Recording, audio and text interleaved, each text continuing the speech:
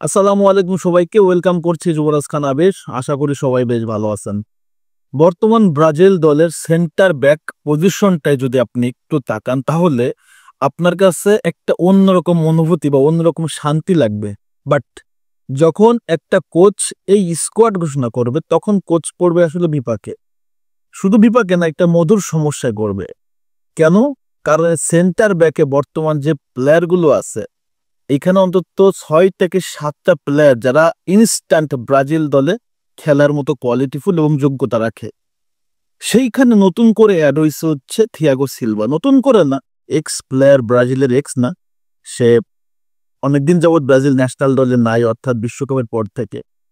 তবে বর্তমান তার পারফরমেন্স দেখে এটাই মনে হচ্ছে যে অন্য প্লেয়ারদের চেয়েও থিয়াগো সিলভা দলের জন্য বেশি কার্যকর হতে পারে। এটা অনেকেই মনে করতেছেন, বিকজ তার এই পারফরমেন্স, এই বয়সে 40 বছর প্লাস বয়সেও তার যে লিডারশিপ এবং তার কোচ রেনাতো গাউসো তো বলেই দিছেন যে থিয়াগো সিলভা একজন ক্যাপ্টেনই না, দলের একজন কোচও বটে। সো এই তুলনায় চিন্তা করলে যখন ম্যাচ চলবে তখন কিন্তু থিয়াগো সিলভার পারফরমেন্সের পাশাপাশি তার এই ইফোর্ট দলের জন্য অনেক ভালো কাজ করবে। সো আমার কাছে কথা হচ্ছে, আসলে থিয়াগো সিলভা এই মুহূর্তে ব্রাজিল দলে প্রয়োজন কিনা।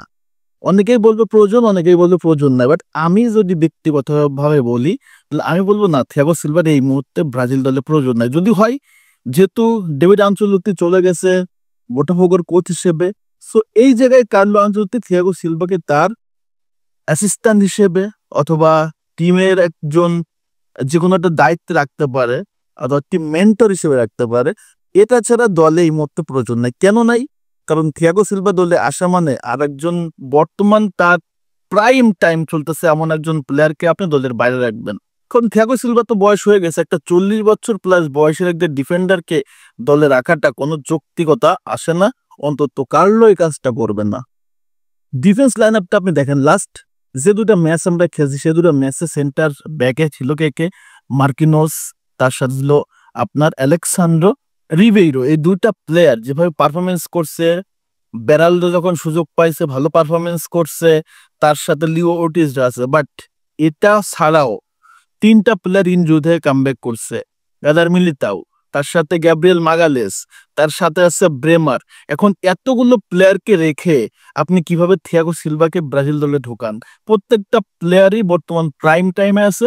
শুধু প্রাইম টাইমে না, তারা দুর্দান্ত ফর্মে আছে এবং ইনজুরি থেকে ব্যাক করেই আপনার এদার মিলিতাও কত চমৎকার একটা ম্যাচ উপহার দিল রিয়াল মাদ্রিদে। হয়তো বা ম্যাচ জিততে পারে নাই, বাট যতটুকু সময় মাঠে ছিল পারফেক্ট পারফরমেন্স করছে।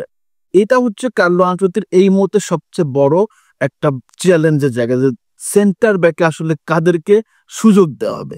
তবে আমি আর আপনি যতই চিন্তা করে মাথা চুল ছিঁড়ি না কেন, আমি আপনি যত বেশি চিন্তা করি না কেন, কার্লো আনচেলোত্তি তার জায়গা থেকে সে সলিড থাকবে এবং যাদেরকে দলে সুযোগ দেওয়া উচিত বলে মনে হয় সে সেটাই করবে। কারণ লাস্ট বিশ্বকাপের পর থেকে ব্রাজিলে একজন সলিড ম্যান ম্যানেজার আসে নাই, যার কারণে ব্রাজিলের বিশ্বকাপের পর থেকে এত ভরাডুবি। আমরা জানি যে ব্রাজিলের স্কোয়াড ডেপথ যথেষ্ট ভালো, কিন্তু সমস্যার জায়গা হচ্ছে এই ম্যানেজিং কোয়ালিটি অনেকের ছিল না।